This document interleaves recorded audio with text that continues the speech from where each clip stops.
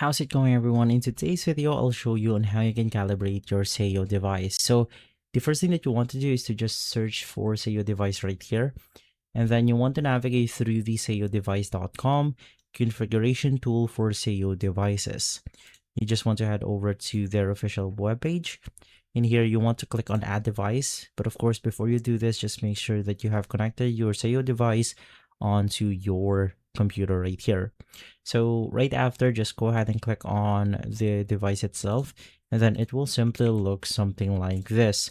Now, of course, we have three buttons right here that we are going to set up. The first thing that you want to do is you just click on a button, and then in my case, I'm going to be setting it to space. And then you want to make sure that the key mode is set to keyboard.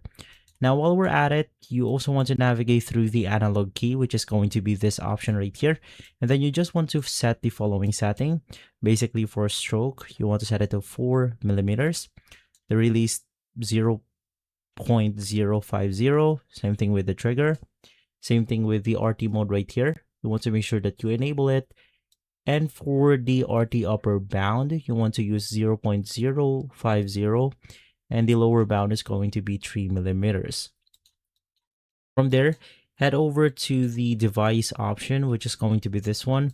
And then you could just make sure that you have set your speed into this slider right here. So you could just go ahead and make sure that it's turned all the way to the left. So from there, you have successfully calibrated your Sayo device to the best possible setting. If this video has been helpful, leave a like, subscribe, and follow us for more videos like this. Thanks for watching.